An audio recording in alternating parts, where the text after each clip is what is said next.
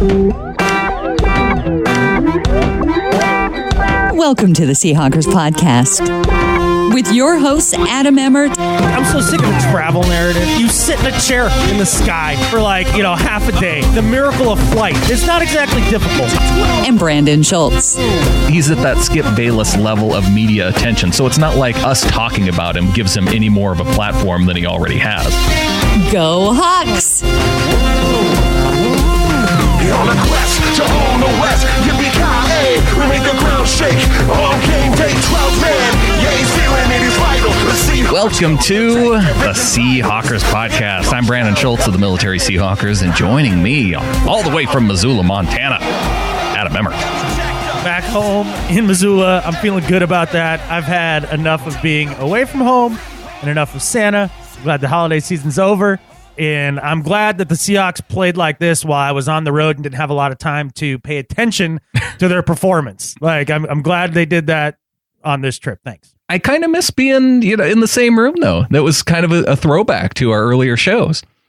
Yeah, it was. It was. Although we did have to kind of stand awkwardly in the corner of the room just based off short cables and not even look at each other. Sitting at your kitchen table was much more comfortable. Yes. And we could see each other's faces. That's that true. was the nice part. Oh, man, this last game. Have the Cardinals now devolved into the Rams, Adam? It seems like they've taken the place of the Rams and having the Seahawks be their biannual Super Bowl. Yeah, I don't know. Basically, that's all I got to say about the Cardinals. Catfish! The Cardinals. I hate them. I hate them so much. That's generally what we reserve for when we talked about the Rams, though, Adam. Right. So that's what I'm thinking. I think you might be right on this, is that they have kind of taken that place. And now that Jeff Fisher's gone, that kind of takes a little bit of that away for the Rams. And I think Bruce Arians, what are those, like spirit animals or something? Like they kill something and then they take their powers. Yeah. And then and they can then use them. That's what Bruce Arians has done since Jeff Fisher was fired. He absorbed that energy of beating the Seahawks in CenturyLink for no catfish reason. That's a really good point.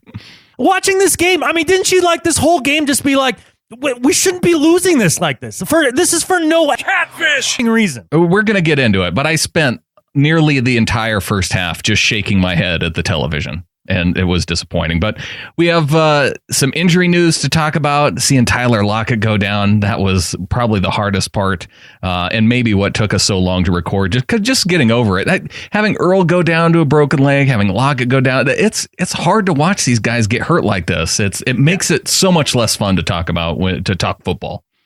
It does. I mean, and then you have other injuries as well. I mean, Thomas Rawls not guaranteed to play this next week because of a sore shoulder. Yeah.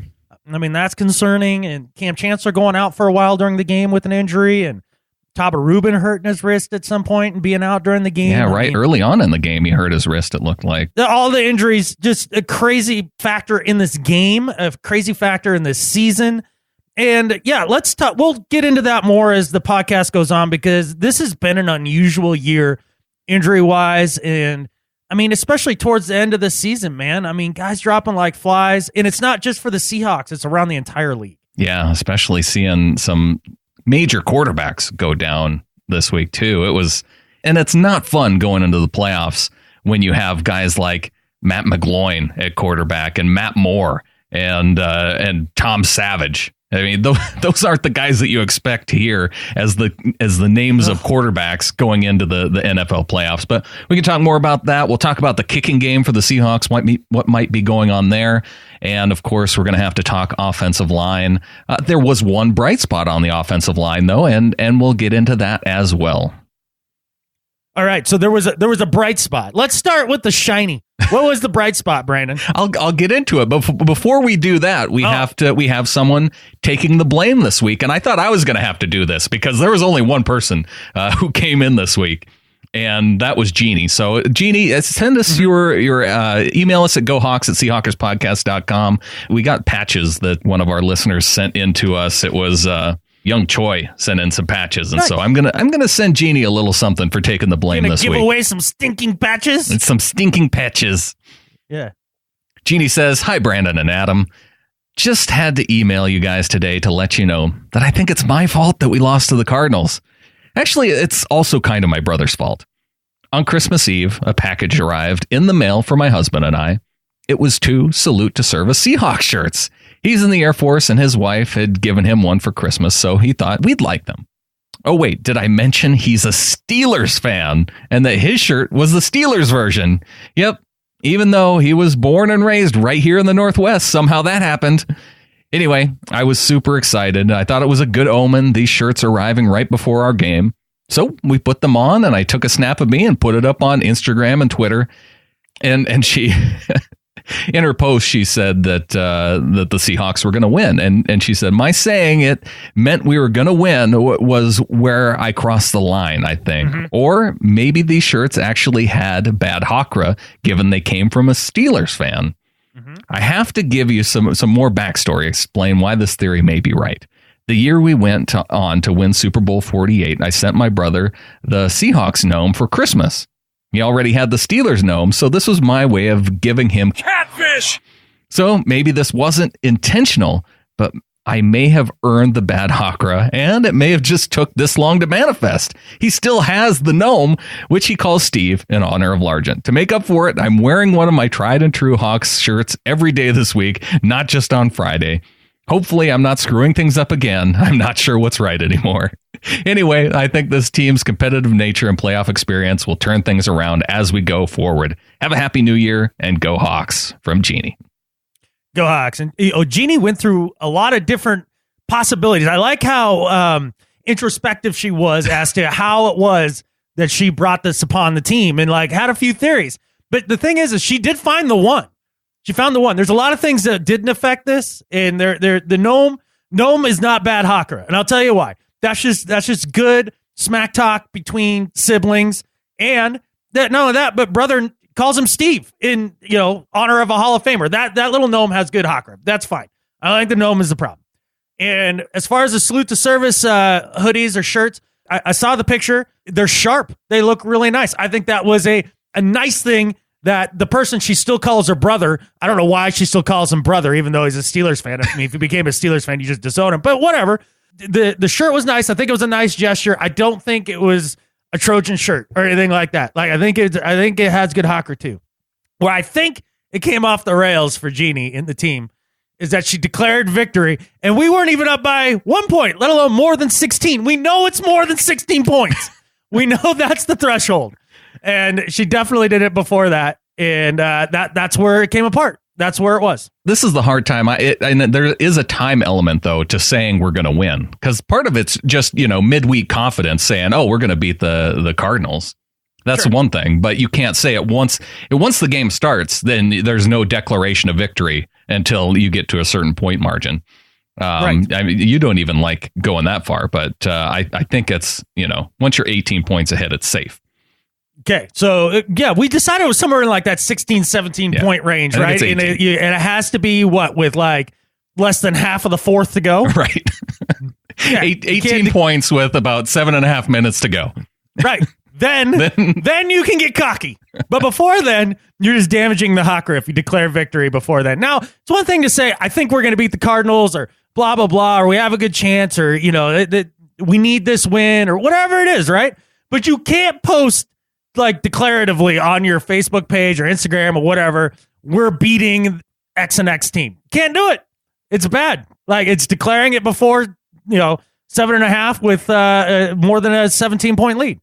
That's what it is. See, my question, I thought maybe because it was, you're opening up a Christmas present before Christmas. I thought that might've been it. Well, maybe, but you needed it for the game. So I get it. Yeah. Yeah, I don't know. I know. Yeah, a lot of things. See, I didn't even get to watch this game live, dude. Like I was buried up to my eyeballs with kids and screamers and all that, and I just occasionally catch a score on my phone and be like, "What? What's going on? 14-0? How did this happen? Turnovers. Turnovers. That's what happened early on in this game, and that really was the story of this game. You cannot give your opponent so many points early on. You'd look at the score and say, oh, geez, the Seahawks allowed 34 points. You've got to peg this on the defense. But looking back at this game, the defense wasn't the problem. You can't give the Cardinals 20 yards worth of field, 20 yards to score a touchdown. That's too short of a field. Yeah, no, that's an unrealistic expectation to expect that they're going to be able to defend that time in and time out. And they've done it at previous points throughout the season. Look, yeah, the defense gave up theirs a little bit here and there, especially in the fourth quarter. They got tore up a little bit. But when you keep them on the field and you're putting them in bad situations all game, lo and behold, they're a little gassed in the fourth, especially, with guys down with injuries and playing a lot of backups. I can't find myself blaming this on the defense, this loss. I think they're doing their part, and I do think that internally they're disgusted. This is a defense that really does look at the other side of the ball and be like, look, we're supposed to be going to the Super Bowl. We're holding up our end. Where the hell are you guys? Well, they're also pulling down the biggest checks, too. So they ought to look at themselves and look at their bank account and realize what's going on the defensive side. Doug Baldwin's pulling down a nice check. Russell Wilson's pulling down the biggest check. Right. What about Jimmy Graham? He's pulling down. Keep getting them checks, Jimmy. Like Jermaine Kearse got a new deal. Those guys weren't the problem. The guys, look at the guys that aren't getting paid. It's the offensive line. Yeah. But, they don't give a crap how much you're making. They want you to perform. Yeah. Well, and it's sad. And we've, I don't know how, this is what, week 15, week 16 now. Like, how many times are we going to sit here and be like, this offensive line is terrible and blame the game on the offensive line? Well, at the end of the day, that's what happened.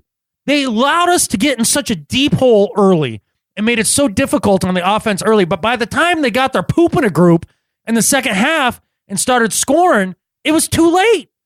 It was too late.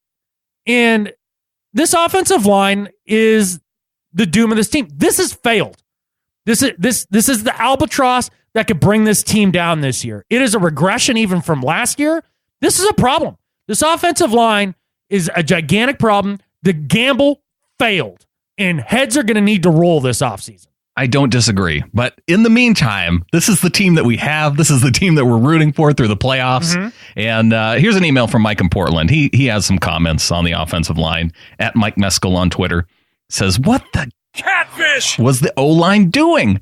While there were a couple times they seemed to look decent, the Seattle offensive line was for the most part a flaming pile of turds. It's hard for Russ to be successful if he's instantly under pressure. It's hard for a running back to get good yardage when there is somebody in the backfield before the handoff even happens. I literally saw plays where the defensive lineman wasn't even blocked.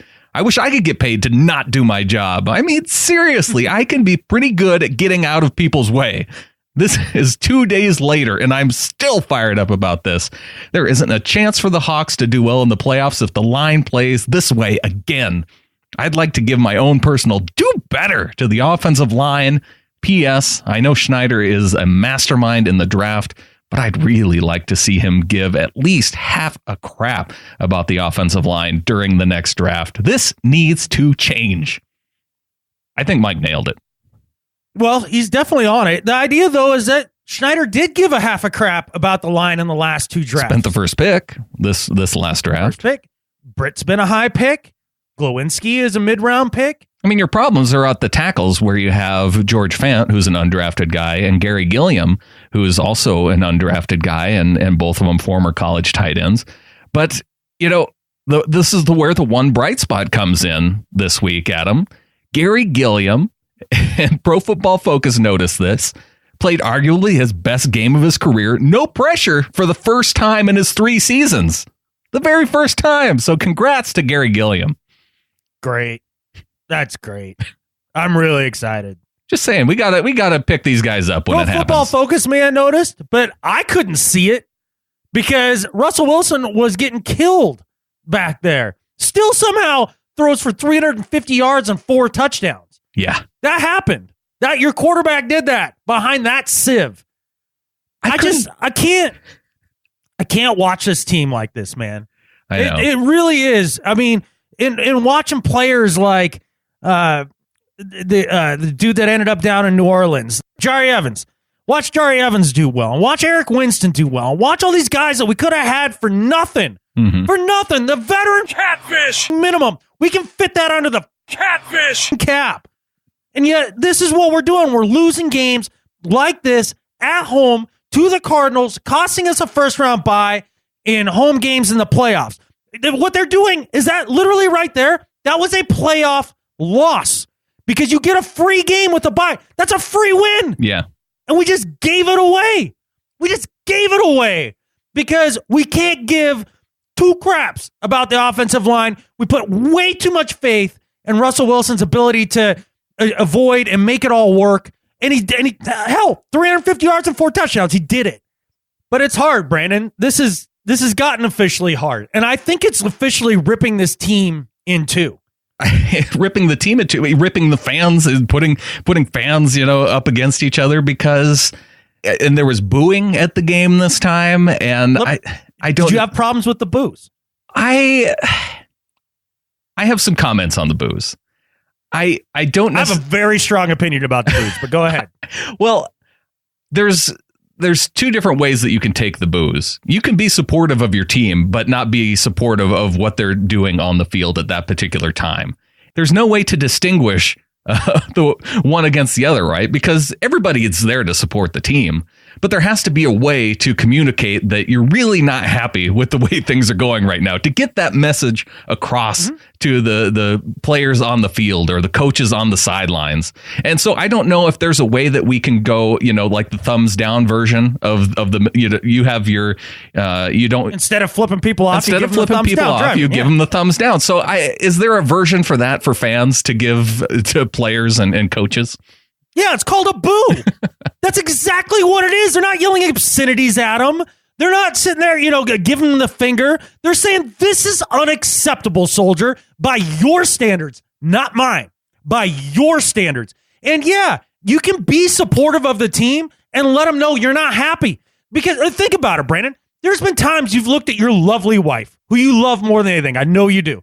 And you've been unhappy with her, and you've been able to say, hey, this isn't okay right now. I need you to do better. And her to you, the same. You can love somebody or something or an organization a ton more than anything. And you can still be unhappy with them. And you can let them know. And everything will be okay. And it's not that you're disloyal to the team. Anybody's like, you can't boo my guys. What are you, a bunch of crybaby catfish? Seriously. Oh no, somebody booed your team. And it's the fans of the team. We're all there, just like you said, for one reason, to support the team. And when they don't live up to the standards that they gave us, not the ones we gave them, they gave us, yeah, we have every right to boo. And if that hurts your delicate little sensibilities, then maybe find even, a more sensitive city than Seattle to live in. Good Lord. Well, Garrett in Northern Ontario had a comment on this. After the performance in the first half, is it weird/bad that the only thing I can think about is that I know we will draft an offensive lineman and a defensive lineman? It probably won't make much of a difference either. I just can't see the Hawks going the distance to clean up their act. Cam and Lockett, yikes, talking about the injuries there. Mm-hmm. One tough and bumpy road ahead of us. And he does say, he has, P.S., what's with the booing? Have faith, people. Do better. So no, Garrett's wrong. I see how. I think it has to be a way that you internalize it. Maybe we don't need something new. The boo is already in place. Everybody knows. See, that's the thing. If I'm wearing a Seahawks shirt and I boo the team, wouldn't your first assumption be to think that guy's a fan and he's unhappy with the team right now? I think the way that some people look at it, though, is if you wouldn't go to a Little League game and boo your kids. Yeah, I would. Hell yeah, I would. I've booed my kid. You've booed your kid? Yeah. I don't know. That's crossing the line to me. That's not crossing the line. What do you want? What do you want me to give him a failure trophy? I was just saying, you tell him to do better. You don't boo your kids. Well, you say boo, do better. Like it's a one word. It's kind of a phrase, Yeah. Well, the team definitely did do better in the second half. And you mentioned Russell Wilson, Adam, how I have no idea looking at his stat lines after this game, how he did as well as he did, taking all the sacks that he did in the first half, being under pressure as much as he was. Out of 54 plays, he was under pressure for 23 of those plays. And it seemed like a whole lot more. no pressure on 31 of the plays, but he actually performed better while under pressure. He threw for, it was 10 yards per attempt while he was under pressure. He had a quarterback rating of 135 while he was under pressure, compared to a quarterback rating of 95 with no pressure. Threw 3 touchdowns while he was under pressure. And yes, he did take 6 sacks on the day, but incredible performance by Russell Wilson, considering to put up the numbers that he did, being under as much pressure that he was all day. Well, part of the reason he did that is because Doug Baldwin showed up and said, not today, not on my watch. Yeah. We're not losing this game. Had something like 17 catches for somewhere around 170 yards, I want to say. I think it was 13 catches, but... whatever. Yeah, but you know what I'm getting at. He had a zillion catches for a zillion yards, you know? Well, he was unbelievable. It was almost like he caught fire right after the Tyler Lockett injury and just said, put the game on my back, throw it to me. And Patrick Peterson couldn't cover him on a couple occasions. So Doug Baldwin, man, and he's 3 catches away from having the franchise record for catches in a season, and one of the only 5 guys that'll be back-to-back 1,000-yard receiving seasons. Doug Baldwin is incredible. He's straight cash, homie. He is incredible. He's amazing. And he showed up in this game when the team really needed it. Another guy who tried to show up for this game, yet somehow couldn't get a look, was Jimmy Graham. Yeah. Yeah, you give him the ball twice, and one of them he scores a 37-yard punishing touchdown. Well, part of that was the offensive line, going back to them. He was wide open in the end zone on, the 4th down play? Yeah. But the Seahawks couldn't manage to block. Well, no, and then they also got cute down there, too. Yeah. I mean, when are they going to learn? When are they going to learn? When you get 7 tries at scoring a touchdown from the 1-yard line? Yeah. And you end up throwing it as many times as you do. Like, look, I don't get it. I really don't. It's just, there's a stubbornness within Darrell Bevell or Pete Carroll or both that's just like, yeah, we're still going to throw it down here. We're still just going to do that. That's still the right thing to do. Even though it fails time in and time out. You know what I haven't seen? I don't get it. Why haven't they just spread out the entire defense down there? Put Rawls in the backfield, go 4 wide, and then maybe you have some room to run it. But no, they every time they seem to want to bunch up everybody on the goal line. And obviously that doesn't work because guys still get in the backfield. Yeah. And then they throw out of those formations sometimes. Then they then on these short runs, they're running out of shotgun half the freaking time. Yeah. Get under center. Stop it. Yeah. Stop it. Get under center. And it makes a huge difference. The running back has a little bit of steam built up by the time he hits the line. There's a lot. Rawls is really good. Yeah. As a single back. Yeah. Like, just get under freaking center. Quit trying to be so damn smart. Just play the game. Football's a complicated game in a lot of ways, but some aspects of it are unbelievably simple. You have 1 yard to go. You have giant dudes in front of you. Move them. Move them. Just plow your way in there. It's 3 feet. 3 feet. Well, maybe that's what Richard Sherman was getting at this last week and why he was so fired up and so unwilling to come off his point, even in the press conferences. Do you think he needs to come off his point? After this game, I kind of think that he has a point. Yeah, he's 1,000,000% right and 0% wrong. And a lot of people are saying, oh, it's Richard Sherman tearing the team apart. No. Richard Sherman is very much just a symptom here. He is definitely not the problem. Yeah. He just happens to be the guy that will say something. He's not afraid to say something. Not afraid of the repercussions or anything like that. This team is damaged on the inside right now. This isn't that brotherhood that we hear so much about. There really isn't. It's a totally different vibe. And I think that's the reason why Pete Carroll called a big team meeting the other day, which he never does. Yeah, I feel that vibe among the players, but there must be a difference between the players and coaches, right? Yeah, there's a little bit of that. I think there's definitely an offense and defense schism. I really do. This doesn't feel as complete. They don't remember early on in Russell's career. I think it was his first year in 2012 in the Bears game, and they had one of those sound effects, right? And Cam Chancellor's on the sideline. He's like, oh, yeah, Russ is going to bring us back right now. This is what he does. This kid's special. I don't feel like the defense believes in this right now. I don't think they believe in the offense at all. Yeah. Well, they believe in Russell. I know they believe in Doug. It's just the parts around him, right? Yeah, they don't believe in them as a group. Yeah. I mean, the skill position players aren't the problem. They're not the problem. But it does. The offensive line is such a dumpster fire that it makes the entire unit a below league average unit. And man, if my aspirations were Super Bowl or bust, like all these players are, I'd be pissed. Yeah. I'd be pissed that George Fant can't freaking play. Not that it's his fault, but I'd still be pissed. Well, it goes back to who do you pin the blame on? Do you pin the blame on Tom Cable because being the run game coordinator, being one of the major talent evaluators along the offensive line? John Schneider for maybe not putting the money into that position, but really the only place you can get players now seems to be through the draft. I mean, you mentioned Jari Evans, and I almost know for sure that he can pick up a stunt better than Jermaine Ifedi has this year. You've seen Ifedi get beat on stunts so many times this year. And I don't know. And you've brought it up before of maybe it's just the scheme that they play on the offensive line. Tom Cable's not an alchemist. He can't take a lump of lead and turn it into gold. Right. So, I mean, really, at the end of the day, you got to look at the ingredients in the cupboard and who's got the shopping list? Who does the shopping? The position that Cable has, he evaluates the talent. He thought that Jermaine Ifedi was the one of the best offensive linemen that he wanted to get. If that's he's not a bad one. He's just a rookie. Oh yeah, no, I'm not saying that he's bad, but look back over the years and that's the part that I don't know. Is it Cable that is the last decision maker as far as offensive line talent goes?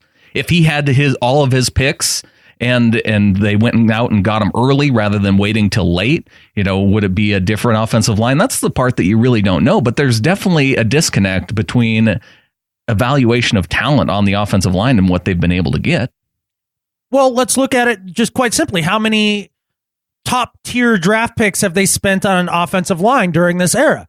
So you have Ifedi, you have John Moffitt, a second rounder, James Carpenter, a first rounder, who turns out James Carpenter can play. Yeah, but you didn't really see that until he left, or maybe his final year in Seattle where he had success. Wow, you mean to tell me it takes a few years for a player to develop in the NFL, and then once he gets good, you have to pay him? Yeah, so that's the thing. Second rounder on Britt, who's turned into a good player because it took him a while to develop. Yeah. Find where he fits. So every time Tom Cable's gotten a relatively high draft pick, more times than not, they've been able to play in this league eventually. Which is what it takes. Everybody is willing to wait on a quarterback 2 to 3 years. Everybody's willing to wait on a receiver to develop for 2 to 3 years, and running backs. How long did we wait for Krista Michael to become good? Yeah. Everybody has got all that patience, but when it comes to an offensive lineman, right out of college, either they play, can't play, and then that's that. That's everybody's deal. So Cable's track record with the top tier talent, when he gets to choose from that talent level, is pretty good. But when you go into every draft and you say, all right, Tom, you need to pull together a competent offensive line, you get 0 of the free agents that have played. None of those guys, you can have none of them. All you can do is find a competent offensive line from 6th round and below. Go. And you tell me who's going to be more successful doing that. I just don't see it. What else do you want him to do? Yeah, no, you make some good points. You're a Tom Cable fan. I know it. I'm not a Tom Cable fan. This pisses me off.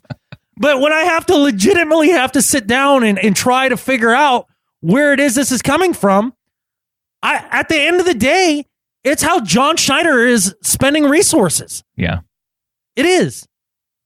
But then again, you go back to, are you willing to spend less on defense and not have this top tier, once in a generation type of defense? I'm willing to spend less on Jimmy Graham.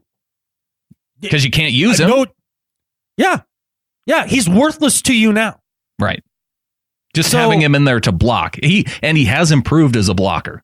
We'll give him that. That's no knock on Jimmy. I love Jimmy. He's a hell of a player. I wish I could get the ball more. That's the point. Like, none of these skill receivers or skill position players that you're paying money to matter. Yeah. They don't matter if you can't protect. And that's why I've been banging on the table for years. You build a team from the inside out. And, I was willing to roll with the team on this because, hey, man, they've won me a Super Bowl and taken me to 2 in the last few years. Mm-hmm. So under this regime. So I'm willing to give you the benefit of the doubt. You've burned through it. The capital's gone. Like, it's time. I want to see some freaking results. This is a team on the decline now. All because of one position group. Well, one thing about the offensive line, Adam, no injuries along the offensive line. Oh, great. We get to keep all our catfish, guys. It's fantastic. But injuries everywhere else, man, piling up. And seeing Tyler Lockett go down, that was probably, if there's so many things from this past game to be upset about. You can be upset about the offensive line. You can be upset about the defense giving up a score in the final minutes. In the very final minute, you can be upset about Stephen Hauschka missing extra points and field goals. Yeah. We'll get into that. And you can be upset about injuries because seeing Tyler Lockett get injured in the way he did, it was brutal. Hearing the descriptions after the game, it sounded gruesome. And I'm happy to hear that there was no kind of ligament damage, that it was bone breaks in both his fibula and tibia, and it wasn't near the ankle. So it sounds like he's going to recover from this and be able to come back, because when a guy with that kind of speed gets injured in that kind of way, you start to wonder if a player can come back after a really bad injury, looking as bad as it did. And hopefully it sounds like we can be hopeful at this point that Tyler Lockett's going to be coming back. I feel more hopeful about Tyler Lockett coming back than I did about Thomas Rawls coming back. Yeah. For a couple of the reasons that you mentioned. One, no ligament damage, and two, it wasn't in the ankle. It was, it sounds like a relatively clean break in the leg itself. Now, while it did protrude through the skin, right, it was a compound fracture. That's not good. No. And there's some risk for infection and things like that. But it's not like the Joe Theismann type of injury where it's a spiral break. Oh, that was gnarly. Because that was gnarly. And then, it wasn't, you talk about ligament damage around the knee, go back to Napoleon McCallum of the Raiders where, his leg looked like it was on backwards after that injury. And those are the type of flashbacks that you have when you see these types of really bad injuries. Yeah. One of the first ones that popped up to my mind was it was one of the Bengals offensive linemen in the Super Bowl against the Niners. I believe it was 89. Mm-hmm. And I want to say it was Tim Krumrie, but I could be wrong. But yeah, that looked exactly like the Tyler Lockett break to me a little bit. It was tough to watch. But can I give Tyler a little love here just for 1 second? Dude still caught it. He caught it and held on. Can you imagine your leg breaking in two and flopping on the ground like a funky chicken? And you're just like, I'm going to keep the ball and probably think I'm scoring right now. Yeah, that should have been a touchdown. They should have just given it to him on merit at that point, right? We're going to give you the bonus. I'm not convinced that he didn't have possession until he crossed the goal line, but that's not a replay that I'm going to go back and watch over and over. No, but I mean, that was unbelievable. If that's going to be the last play of his season, it's a pretty damn good play. Yeah. Hauling in a long one. So that was a bummer. We don't know much about Cam's injury. I haven't heard crap about that. Well, he came back and played. Sure, that doesn't mean you're 100%. No. Cam's a tough guy, though. Yeah. The Thomas Rawls injury, that's a little scary, but let me just say, Alex Collins looked serviceable this last game. Holy smokes. He did. I know. That's how I see running back play like that. I go, hey, that's a guy who can play. All right. He finished with, I think, 4 yards a carry, which that's a serviceable running back. Right. Now, there's a chance we get Procise back for the playoffs, right? I heard Carroll today in his Wednesday press conference say that 2 weeks from now they'd know more. It seems like every 2 weeks they ask him, and every 2 weeks he says it's going to be a couple more weeks before they evaluate him. Sure. It's like when you want to buy the new iPhone and you go to the website, and then every time it tells you, it's 2 weeks out. You check back 2 weeks later, it's going to be another 2 weeks. Yeah. Well, let's talk kicking game. Yeah. Doc Scott sent us an email on Steve Hauschka. Says, hi guys. Firstly, happy Christmas. It's 1 a.m. here in the UK. Well, what a game. And by that, I mean, what a terrible game. Even if we had won it, it still would have been a terrible game. We are stumbling into the playoffs due to a combination of 1, really bad luck on the injury front. The Lockett injury was just awful. 2, having the cheapest offensive line in the NFL, which seems to be entirely designed to get Russell Wilson killed. And 3, a once reliable kicker who is no longer reliable. Wilson is running for his life on most plays. Rawls can't run as he has defenders in his face before he can set off. And Jimmy Graham is a non-factor on offense because he's lining up as extra protection against the pass rush. But all that aside, is it time to ditch Hauschka? He is missing a lot of key kicks. That one at the end was a real kick in the gut and may have cost us the 2nd seed, a bye week and a home game for the first time. This is huge and should not have been missed. Yes, there was some pressure from the right side, but it still should have been made. I usually wait a day or two to email you guys to take emotion out of any response, but I'm steaming mad here at 1 a.m. in the morning, and it's Christmas. Russell engineers a trademark Russell comeback only for Hauschka to blow it. I look forward to your podcast to put some calmer perspective on the game, but right now, this one really hurts. Thanks, guys. Happy Christmas, and go Hawks. Probably best if you respond to this one then, Brandon, if Doc needs a little calmer perspective. Stumbling into the playoffs like a drunken hobo, is I think how Scott put it on Twitter. And I think that's exactly how it is, yeah. Here's the thing about Hausch money. He won't be kicking against the Cardinals in the playoffs. He's missed 2 field goals in games against the Cardinals and only missed 2 in all the other 13 games. He's missed an extra point in 4 games, but the Seahawks won those 4 games. This was his first miss that ended in a loss. And I don't watch a lot of other kickers, but I have to assume that he's doing better than most since he was selected as a Pro Bowl alternate. So he's in the top 10 in field goal percentage. He's actually number 32 of field goal kickers in extra point percentage. So that's disappointing. And the one thing Doc didn't mention is that snap was high on the extra point kick at the end.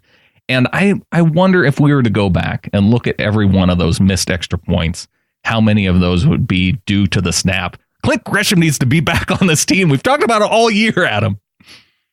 Yeah, the freeze is killing us here. There's no doubt about that. Look, I mean, this is definitely a down year for Hauschka in some respects. But like you said, there haven't been many misses, but they've been, for the most part, in rather crucial times. And that's what the real problem is. Hauschka now has lost us 2 games, and they've been both against the Cardinals. Yeah. And when you put it in that perspective, now we have the number 2 seed if the kicker just does his job. And the thing that is starting to worry me a little bit about Hauschka, he's always been kind of a low ball kicker, but maybe as he's getting older, he's changing that trajectory even lower. Yeah, because it was right in the dude's forehead on that first miss of his. Dude, it's too low. I don't know what's going on. And part of that was, again, going back to the offensive line, because they were, on the 20-yard line? And I think by 4th down, they had backed up to where it was a 45-yard field goal. Right. Yeah, that's not helping matters. Yeah, at the end of the day, it still hurts, right? You know, the offensive line problem still hurts. So, I don't know, man. This is such a disjointed effort. You know, just when the offense would put it together, the defense would fall apart. Just as the defense was dominating throughout, like, basically the first half, you know, offense couldn't do anything. And then on top of that, the special teams decided to take a giant stinky turd in the middle of the field. We talk about complimentary football. This was the least complimentary football I've seen this team play under the Pete Carroll era. Every part of the team complimented each other in losing this game. It was complimentary in that aspect. Yeah, they were all bad.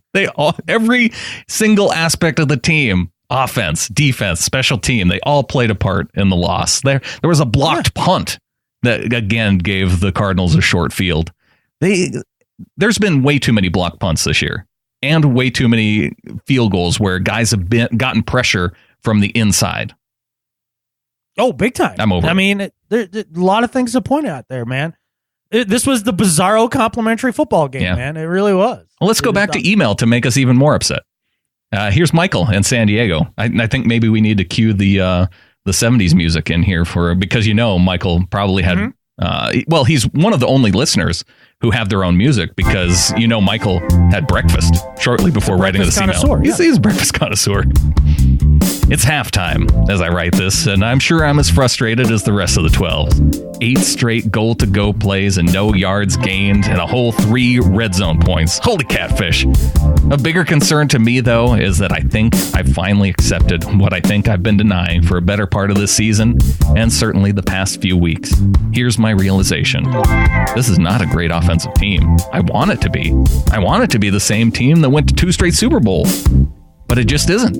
In the past few years, this offense has put up some real stinkers. But those have always been isolated games, and we still managed to win some of them. But this season, there have been way too many stinkers for a great team to put up. Miami at home, at LA, at Arizona, and for 2 quarters at home. At Tampa Bay, at Green Bay. Heck, even at New Orleans wasn't pretty. And last week at home against the Rams. Yes, we've been hit with injuries this season, and there's no doubt that's a part of it. Yes, our offensive line earns their pay every week as the lowest paid O-line in the league, and that's also part of it. But the reality is, this isn't a great offensive team. Great offensive teams may lose when they play a mediocre game, but this offense has played some downright miserable games this season. There's no swagger. Teams don't fear us, playing us like they did in years past. This is a good team that manages to play a few great games. They're not currently a great team that plays only some games good. Yes, we're in the playoffs, and that's not something every team can claim. But offensively, things need to change in a hurry. I hope the guys figure it out, and I'll be having breakfast 3 meals a day as the playoffs near. Adam, excellent broken candy rant. Makes me so glad I'm no longer in customer service line of work. Go Hawks. Awesome. Well, thanks, Michael. I'm glad somebody appreciated the broken candy cane thing. Yeah, I mean, he does hit it on the head in the sense that it isn't an excellent offense. It's red zone. This team is a terrible red zone team. Terrible. Really poor. They actually were really poor on third down for a long stretch of time, too. But they played well on third down. Got that together. Yeah, they're almost up to 50% on third down in this game, and they held Arizona to under 12% on third down. They had 1 third down conversion. Part of that was they were giving up conversions on first and second down, but third down, they got the team off the field when they needed to. And part of the third down problems, too, is when you stare at 3rd and 20 every other time. That makes it a lot harder. Yeah. Well, early on in the game, where Curse has another PI, and they start off at 1st and 20 right out of the gates. Yeah. Well, you can't do that. I think we've all have to admit is that Jermaine Curse is terrible running pick plays. Yeah. He's not subtle about it. Not subtle enough. No, for sure. No. So that's a problem. He flat out ran into his dude on that play. Oh, that was blatant. Yeah. You throw the flag on that every time. Yes, without question. It is. It's tough to watch this offense be so streaky and inconsistent because you can see when the talent, the skill players, around the core of this offense have just some semblance of real play on the interior. They move the ball and hang points on people. But we just can't do it consistently enough. And it's a legitimate major issue that, Michael says, I hope they figure it out fast. That ain't happening. So, I mean, this is it. This is can this team like this win a Super Bowl? That's the question you need to ask yourself because this isn't changing. Well, Brett and Sidney brings it up as well. Says Adam and Brandon, despite the loss, a bad first half, a turnstile offensive line, injuries, and a wonky kicking game, I was proud of how my Seahawks fought this game out against the Cardinals in the second half. All I can say is that, Adam, I really don't think the Hawks are going to the Super Bowl this year. How far do you think the Hawks will go? I look at a team like the Packers, who hasn't been playing well on defense. They had their struggles on offensive line. They had their struggles in the running game. They've gotten hot to finishing out the season. And I have to think that, and this is where my optimism comes in. I am optimistic that the Seahawks can pull it together well enough if they do what they did in the second half, if they use their running backs to chip the defenders, when you have more guys, whether or not you're bringing in another offensive lineman to block, to somehow bolster up that offensive line. We've actually seen the Seahawks perform really, really well when they've done things like that. And because Doug Baldwin can get open, because Jimmy Graham can get open, and no, they don't have Tyler Lockett now, but we've seen good things from Paul Richardson even in this game. So if they can do that, I think this team is a team that can get hot at just the right time and make a run. I'd be concerned if I were a Packers fan that my team maybe peaked a little bit too early. And so this team and going up against the Niners that we're going to talk about soon, it could be the launching point. And maybe the best thing for this team is to not have a bye and to allow kind of some of that momentum from coming off of a 49ers game to continue through the playoffs. Yeah, I haven't watched this team string together momentum all season. So I don't time. know that, they're due. But I would rather take the free win. Thank you. Yeah. And be one game closer to the Super Bowl. I think, he talked about in the email that the idea that this team's not going to the Super Bowl. They very much still could. I truly believe that. And I think we probably are. The thing about it is that they could, I could definitely, one thing I could say, they'll win the one home game. Yeah. And then if they have to go on the road for the next one, then it starts to get dicey. You don't know. But I don't look at any of these other teams in the NFC and be like, oh, wow, like, no way we can beat them. Like, on any given, no, we don't have a shot. I think your closest one is the Cowboys. Yeah. And, man, just the idea of relying on rookies in the playoffs, and they may prove me completely wrong on that. They might. But at the end of the day, that's still tough. And I don't see another team in the NFC. The thing about it is I don't feel great about our team right now. I just don't see another one in the NFC that I look at and go, that's going to be a real problem. There's no New England Patriots on the NFC side. And, oh, by the way, we beat the New England Patriots once this year. So it's not, this team can put a game together and beat any other team. We know that. Mm-hmm. Yeah, it's just whether or not they can streak all the way to the Super Bowl. Right. And, I mean, go New Orleans. Go Saints. Oh, man. Because if the Saints beat the Falcons next week and we can beat the Niners, as we ought to, then that number 2 seed is once again Seattle's. So let's hope. Keep your fingers crossed. Because if we play Green Bay again, I want them in our house. Oh, for sure. And they will be coming to our house if Green Bay makes the playoffs. Will they? Because Green Bay is going to be a division winner too. If they're a division winner, I think we would still have the 3 seed. Okay. If we play them, it would be in the NFC Championship and they'd be coming to Seattle. I see. Okay. Yeah, before we get into the Niners, I know there's a few podcasters out here who listen to the show. And I just want to say, if you're looking for an awesome podcast host, we've used Libsyn since we started in 2013. They have a great deal going on right now.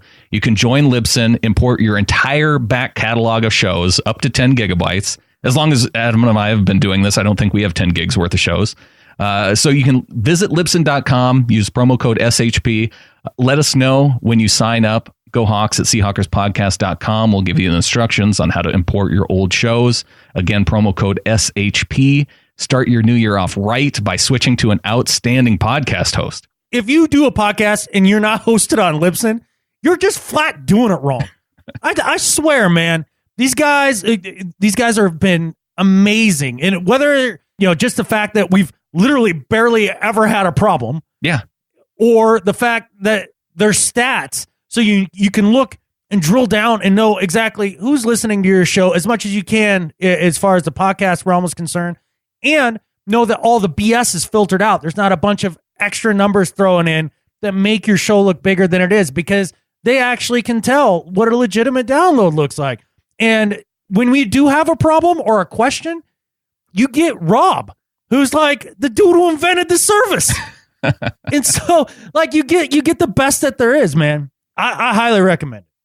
Let's get into this Niners preview. The 49ers won their second game of the season, Adam, against the Rams on Saturday. They're 2-0 against the Rams this year, 0-13 against everyone else. And from my analytical deduction, I say that since the Seahawks aren't the Rams, therefore, Seattle should win this game. So I think we didn't save a lot of time to cover the Niners game because basically here's all you need to say about it, right? We need to win. And on top of that, we need nobody to get hurt. And that's it. That's all that needs to be said about this game. Well, here's the question about this game. Knowing that even the Seahawks backups should win this game, do you rest some of your guys in this game Just knowing that this should be a win even with backups. No, you don't rest a soul in this game. Because if this team had been humming, coming down the stretch like they generally have in the past, where they put it together in the second half of the season, they start to make a run and they're that scary team in the playoffs nobody wants to play. This team didn't do that this year. This is a team that everybody looks at and says, all right, bring them on. I think we got this. I do. I think that's how the rest of the NFC looks at the Seahawks right now. So, no, you don't rest any dudes. You need continuity. You need guys to get right. You need some sort of positivity going into the playoffs that you can hang your hat on. That's pretty much the long and short of it. Maybe you rest dudes if you're up 37-0. Yeah. And this is a team where the Seahawks should get out quickly, put up a big score early, so you don't have to worry about that stuff. Because one thing, Colin Kaepernick is playing a lot better now, I think, than earlier on in the season. He's had a couple of fourth quarter drives where he's had the team in position to win, and they actually beat the Rams in the fourth quarter, going forward on a 2-point conversion, and a lot of people counted the 49ers out in that game. I don't know why, because it's going up against the Rams, who they beat 28-0 in the first game of the season. And so this team still has the ability to put up points against a defense like the Los Angeles Rams. So they're putting this team away early, I think, would be key. Yeah, it definitely would be nice to do that for a change. Come out and just, have and then we can flip over and we can watch the Falcons Saints game and cheer on the Saints. But here's the part that doesn't make me feel good. This is on the road. Yeah. And we went on the road to Tampa and basically looked terrible. We went on the road to New Orleans. That should be a win. Looked terrible. You know what I mean? Like, you just go down the list, and I mean, they're bad on the road. Now, they won't have to worry about crowd noise in Santa Clara. So, yeah, I was going to say, fortunately, Santa Clara has been basically clink south. It's been pretty good to us since it's come into existence. So that helps. Should be a win. But if this team loses this game, I think you know exactly what you're going to get in the playoffs at this point. Yeah. If they lose this game, people are not going to be so happy. I only have one thing to say if they lose this game, Brandon. What's that? Boo! Boo! Well, the one key stat that I would look for against the 49ers, the magic number against the 49ers has been 19.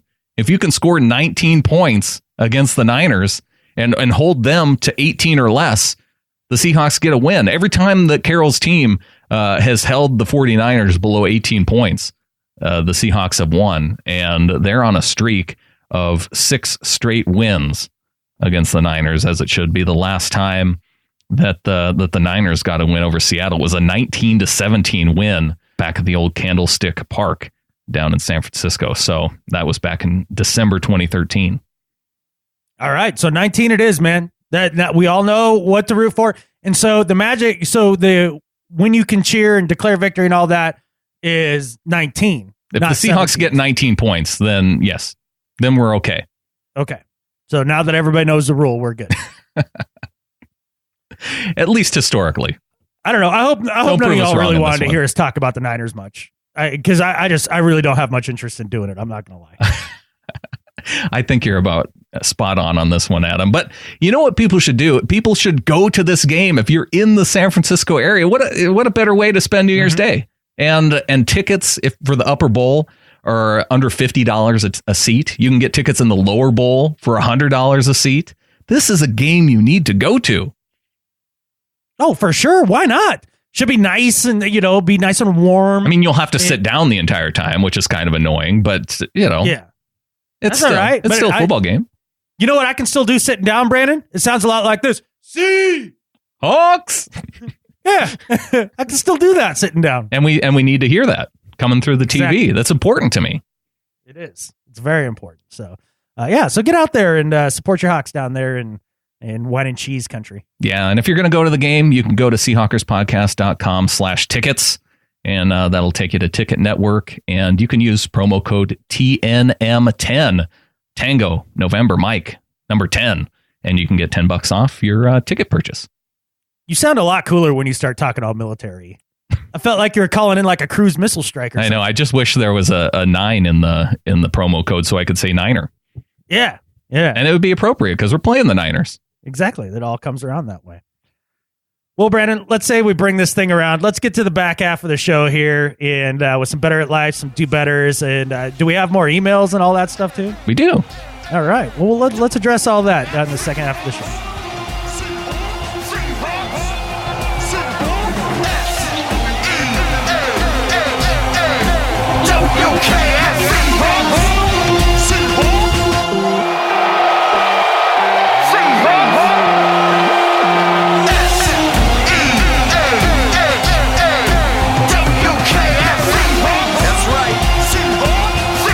Getting into the second half of the show, as a reminder, when you're feeling down about a particular game, go to Seahawkerspodcast.com/3i30. Check out Clinton Bonner's 3 in, 3 out each week. It's a good time. You won't be sad. Yeah, I mean, because you don't get enough Seahawks content just listening to the show. You have the sickness, and Clinton does as well. And so you'll bond over reading his article, I promise. Let's talk about some winners this week, because there were some winners in the Pick'em leagues, Adam. Yeah, I don't know who that was, because I barely got my picks in. In fact, I missed the Thursday night game yet again. Once again. Well, congratulations. I would have picked that one wrong, though. I think most people did. The week before I said I would have picked it right. Uh-huh. I would have, and you were like, no, whatever, dude. You would have done that. And I was like, if I would have thought if I would have picked it wrong, I would have been honest about it. And so this week I'm saying, doesn't matter that I missed the game because I would have picked it wrong. Most people picked the Giants in this game, and looking down at the people who won, I think a lot of them missed that game as well. But for Kicks and Skittles, 170 points in the Seahawkers Podcast League. Congratulations. That was the top score. Blew just about everybody else out, because looking at the Patron League, it was a 7-way tie for 150 points. Tiebreaker went to Adam Loves Pokemon Go, so congrats to Ro. And Mr. Poopotamus, one of my favorite names, so congrats to you two as well. Good work by all of you guys. Definitely better than me. I'm hanging in there. I don't know what my rank is yet. I feel very disconnected from the football world, like the last 2 to 3 weeks. Yeah, you were fully enveloped in the Santa world the last 2 weeks. Oh my God. Yeah. So I feel like I'm just starting to catch up and come back. I feel like I'm going to finish strong week 17 with my picks. It's going to be a strong January too. Yeah. Well, congrats to everybody who won. For Kicks and Skittles, shoot us an email at gohawks@seahawkerspodcast.com. We will make sure that you get a sticker. And a welcome to the flock to a couple people this week. Patrick Ogier comes in with a $6 pledge, getting in the Ring of Honor, our Facebook group. Patrick, welcome to the flock. And welcome to the flock to Robert in Roseville, coming in at $3. If you want to get in the flock, you can go to getintheflock.com. Dude, help support the show, man. We definitely need it. For example, I spent 45 minutes today just trying to get the computer to work so that we could do the stupid podcast this week. Like, I mean, it's not that it's a stupid podcast. It's a stupid computer that makes it hard for me to do something that should be as simple as a podcast. Like, we need your help. You have no idea how much we need it. It makes all the difference in the world for us. And for those of you that already do, thank you so much. None of this would even happen at all without you. And yeah, I mean, if you enjoy it, man, this is value for value. You need to pony up. Well, what I don't understand, Adam, is that with it being a relatively new computer, does the podcast funds go to a computer that works, or to classes for you to get classes on how to work a computer? That's not the problem. When I come in and I got lines across the screen like the freaking Matrix, that's not a me problem. Yeah. That wasn't on me. Maybe we need to get you an appropriate power like plug-in area so it plugs into good clean power. Well, it was as clean as it gets. I mean, I don't know that then what we need to do is we need everybody to fund me enough here to put all the solar panels that I want on my roof and go off the grid. And then, yeah, I'll have good, clean power forever that I know won't go out 5 times while I'm gone and scramble my computer. Yeah, there you go. That'll do it. Yeah, that's all that needs to happen right That's all that needs to happen. Solar panels for Adam. That's the next step. I have 3. Oh. It's just they're only a total of 45 watts. That ain't going to get it done. Yeah, well, maybe you can just power the podcast studio. I don't think it quite do that. Well, it might. Over a week's of sun. Yeah, I might be able to do that. Okay. I need to buy a battery bank then. That's there you the go. Next. Yeah. getintheflock.com. Let's get into some email. All right. We just got one here from Gary. Says, I'm shocked that I have just come to this important revelation while listening to this week's episode. Our Hawks are 2-4-1 on the road, but they are 2-0 on the road when I attend games. With that in mind, I am sure all my fellow 12s agree that we can pool all money together to get me game tickets and plane fare to any playoff and Super Bowl road game. It's a sacrifice I'm willing to make for us all. And so with that, I'd like to thank all the 12s in advance for the generosity in doing this. But remember, it's all for our collective enjoyment that I will make the schedule work. And I say to Gary, let's test this theory out on Sunday. If the 49ers pull an upset over the Seahawks, then I don't think we have any other choice but to try and pull funds together for any road games that the Seahawks might have to take. Gary will have to be at those games. Yeah, I mean, that's basically what it boils down to. And some of the things I like is when people can like find something that's genuinely good for everybody, but also really good for them. Like, and make it work for them. I'm all on board. I like this. By Gary. Well, it's tough to make your travel schedule work around. There is, maybe a certain level of sacrifice that Gary will have to make, but he's doing it for the flock. He's doing it for the Seahawks. I believe it too. Yeah, out of the kindness of his little 12 heart. Well, thanks, Gary. We're testing this out. Yes. All right. So any reviews this week? No reviews? Get on reviews, people. Yeah. We need your reviews. Yeah. Well, we've given them a lot to think about this week. We've talked about getting tickets. We've talked about finding a good podcast host. We have the best listeners in the world. Like, they can't handle like multitasking their listenership. Maybe not. I think they can. Yeah. What do you say we get into some Do Better, Adam? All right. Sounds good, man. Why don't you kick it off? Well, Adam, sadly, Carrie Fisher passed away this week, and it generated a lot of outpouring of sadness and tributes to her life, as it should, because I think most of us remember her, clearly for her role as Princess Leia, and just what she meant, as part of that Star Wars universe, and it meant a lot to a lot of people, including Steve Martin. And I don't know if you saw his tweet, but I thought it was sweet. He said, when I was a young man, Carrie Fisher was the most beautiful creature I had ever seen. She turned out to be witty and bright as well. And when I read that, Adam, I hear Steve Martin say that 1, she's pretty, 2, she's smart, and 3, she's funny. That's the triforce of compliments.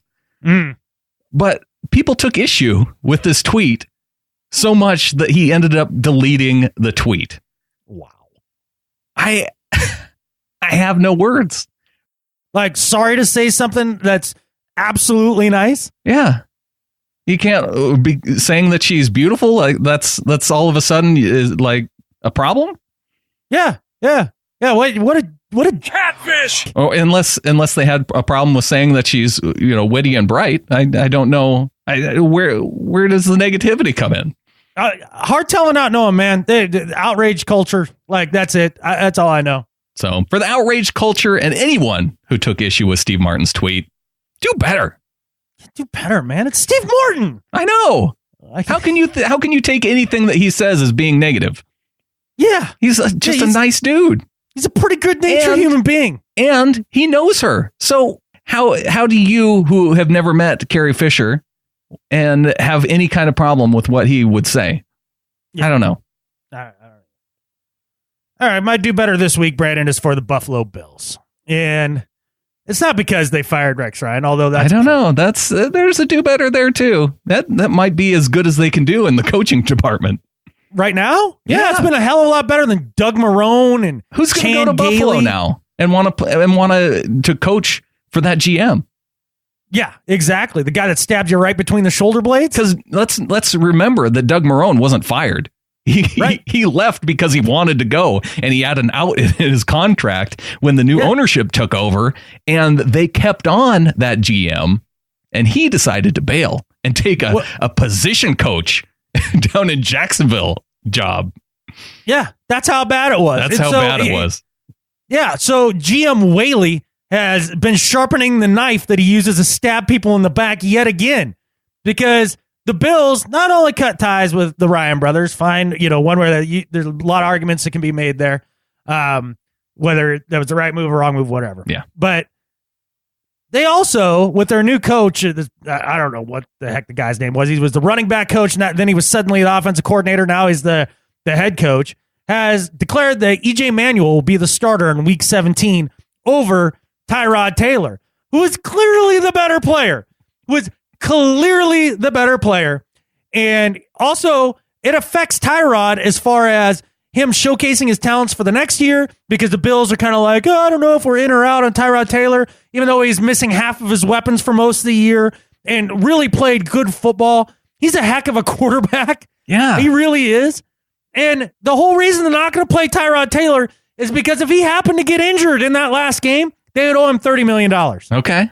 And they're too damn cheap to worry about. They're so worried about that they're going to hurt the team in Week 17, which I get. It's a meaningless game, and you'll pick up draft picks, and as far as get a better draft pick in the draft and all that sort of thing. No, because I don't know if you've heard about this guy named Herm Edwards, but he had a quote once, and it says, "Hello, you play to win the games," and they're not playing to win the game. They're playing to save money. They're hurting Tyrod Taylor's career, who actually played again another good season for them. While they won't commit to him, they stab him square in the shoulder blades and say, have a nice off season. Buffalo Bills, do better. Yeah, I don't like that either.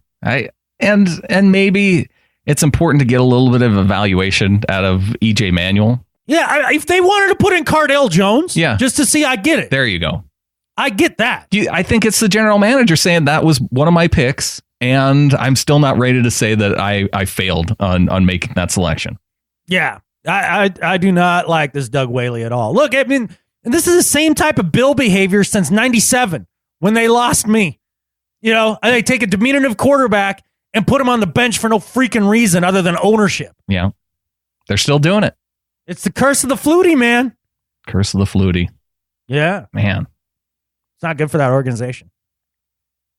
Well, let's talk about some people who are better at life.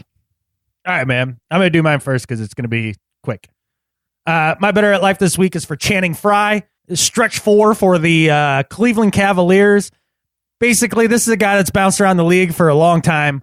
And what he's basically settled into, he's a big, tall guy. He should be playing around the rim. Nope. He chucks up threes. And he's gotten good at shooting threes, because he's had enough freaking practice.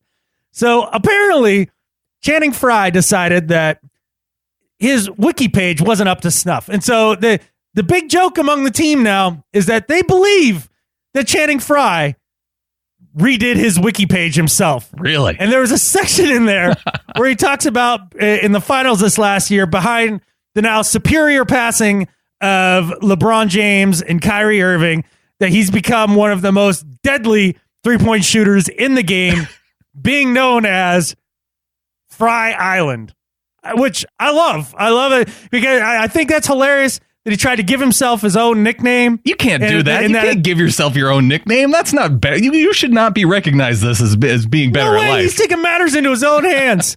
He's trying to make it. He's making something of himself. And there's no rule on Wiki that says you can't do that. I like that he's putting out the effort. I like that he's into it. And I applaud the effort to make Channing Frye seem cooler than he is. So Fry Island is better at life than Skip Bayless. It's not a rule of Wikipedia. It's a rule of life that you don't give yourself your own nickname. Oh, says who? That's everybody knows that. No, that's not written anywhere. That's not in the Bible. He shall not nicknameth himself. No. Right. That's not the 11th commandment, dude. When Thomas Rawls, when we were looking for a nickname for Thomas Rawls, did Rawls come out and say, this is what I want my nickname to be? No, he put it out to the fans. He said, I'm going to let the fans decide what my nickname shall be moving forward. So when Doug Martin said, I do not like being the muscle hamster, was he being a douche? You can not like what people give you, but that's your nickname. No, dude. I think you can, definitely, especially for a dude like Channing Frye, who's paying attention. Like, I like that he went under the radar and he tried to make himself a little Maybe cooler. That's why Doug Martin got benched this last week. Maybe there was, people were saying, no, you are the muscle hamster and you will sit on the bench until you recognize your lawfully given nickname. Well, now he's out of the league. What? He's taking some time off. Really? Today it was announced. Yeah, Doug Martin taking time off for personal reasons. Oh, wow. Oh, Yeah. well, maybe there's something Went else from being going a on top there. 5 back to bench to out of the league in one season. Oh, that's too bad. I don't get that. He was supposed to help me win my fantasy football championship this week. And this is part of the reason why I think this was on me. I was planning to bench David Johnson and because he was playing the Seahawks. And then when I saw Doug Martin was inactive, I had to last second add David Johnson back in the lineup. And then he gets 3 touchdowns. So the Seahawks get a loss. I end up losing my fantasy football championship anyway. It was a bad weekend. This boring fantasy football story told to you by Brandon Schultz. On to my better at life. My better at life this week is for Kansas City Chiefs defensive tackle Dontari Poe. The first guy to have a sack and throw a touchdown pass in the same season, at least since they started recording sacks in the NFL in the 80s. You know, the best part about this, Brandon, was I got to send Jared the following text. It said, Poe might be the fattest man to ever throw a touchdown. And who would have predicted Dontari Poe ends Broncos playoff hope? Well, you talk about a fat guy. His coach, Andy Reid, called it the bloated Tebow pass. That was the name of the play. And that's exactly what it was. It was the Tebow, fake the run and do a jump pass to the back of the end zone. Yeah. Now, was Andy Reid a jerk? Was that an FU move by Andy Reid to run that play towards the end of that game? Because they were winning that game. There was a lot of time left on the clock. I mean, it was a fun play. And I go back to what Coach Carroll said. Is it politics? No. Is it war? No. It's football. Football's fun. And that was a fun play. And we applaud Bill Belichick when he says, oh, yeah? You're not going to go down and just run the ball 3 times? I'm going to cram it down your throat and score then, at the end of the half. There was a lot of time left on the clock, though. That wasn't and they were right there. Guys on the Broncos defense didn't take issue with it, so I'm not going to take issue with it either. No, 0 issue with it. I think that's what you do. You're 100% right. I love your better at life this week. I bet if you went back in the archives and started recording sacks, you wouldn't find a guy who has both a sack and a touchdown pass. Especially for a defensive lineman. So fun. And the cool thing about this, Adam, if you go back into the 2012 draft, Dontari Poe was the 11th overall pick. There's 10 guys from the 2012 draft who have thrown passes this season. You look at the top 5, it's all names that you know. Top 5 quarterbacks throwing touchdown passes. You have Andrew Luck with 29, Kirk Cousins, Russell Wilson, Ryan Tannehill, Brock Osweiler. All 5 of those guys came out as quarterbacks, still in the league now, still throwing touchdown passes. You go to the bottom 5, though. This is where it gets interesting. You have Nick Foles for the Chiefs, who has 3 touchdown passes. You have Dontari Poe, who has 1 touchdown pass. And then you have 3 guys from the 2012 draft in the league throwing passes this year. Robert Griffin, Brandon Weeden, and wide receiver Travis Benjamin. All 3 of those guys have thrown passes, 0 touchdowns. Dontari Poe has more than every one of those guys. Makes my comeback player of the year pick look stupid. But that's okay. Well, he came back. He did.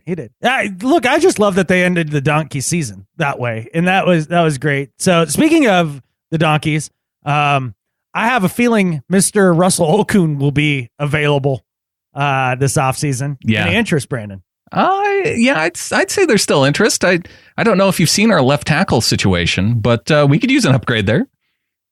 Well, just so you know, Okung has never played basketball in college. So are you sure? So I don't know if you're out. Recreationally, I think he has. Yeah. And on top of that, he's played in the league for a while now. Oh, so you're saying that he's maybe not on the Seahawks radar. You know what? If he wants to negotiate a contract like he did this last one with the Seahawks, cool. He should, for week 17, he should play on the defensive line. And then in the offseason, he should look to try and play in the NBA D-League. Right. Yeah. Then he'd be right back on Tom Cable. Then he would be in the wheelhouse for the Seahawks. Well, I just I had that thought about Okung earlier today. I just wanted to get your take. You think they're going to let him go because he hit all the performance bonuses in his contract? That's going to make they're going to let him go because they aren't going to pay him $12 million or whatever the next 4 years. And he played mediocre football. I mean, he wasn't. It was okay. Yeah. Yeah. So I mean, no, they're not going to pay him elite level money. Yeah. Over the remainder of that deal. No, he could be out there. That could be the one guy, but. Mm-hmm. They don't. That would involve paying him more than the entire offensive line put together this last year. I'm not opposed. I hear you. Let's put it that way. Well, Adam, that was our last show of 2016. Good riddance, 2016. Good riddance indeed. It's all behind us. 2017, going to be a much better year, I think. I have high hopes for 2017. I'm not going to lie. Well, for one, the Seahawks didn't win a Super Bowl in 2016, so already it got kicked off to a really bad start. Mm-hmm. Yeah, just personally, it wasn't a great year for me. Yeah. It wasn't a terrible one. It definitely wasn't a top 5 worst year, but it wasn't a great one. Not a great one. It's looking better. We have a 20-year high school reunion coming up in 2017. How much does that remind you of how old you are? It reminds me that not only am I that old, but all of us have just swelled. Since then. At least it's all of us. Yeah. No, it's going to be fun, man. I think 2017 is going to be a bang-up year. I'm definitely looking forward to it. One last thing. I'm going to be in Chehalis, whatever, that town below Olympia. I like it when you call it Chehalis. I like that. That's how it looks. Mm-hmm. If you go with the phonics. Anyways, from the 4th of January for either a week or 2 weeks, I will be there and having 3-day weekends with nothing to do. So if anybody has suggestions or they know where to hang out or, have anything like that or just want to kick it, hit us up. Go Hawks at SeahawkersPodcast.com. Yes, and, let Adam know where he should watch football when the Seahawks have their bye week after the Saints win. Exactly. So I just need a little bit of guidance there. And then also, it's not fun just to go back to your hotel room every day by yourself. No. You know what I mean? That gets old. So there's people. Yeah. I bet we have listeners in and around Chehalis. Yeah. Or even, I'm sure somewhere. So yeah, hit me up. Let me know. All right, Adam. Well, with that, I think there's only one thing left to say. Go Hawks. Go Hawks.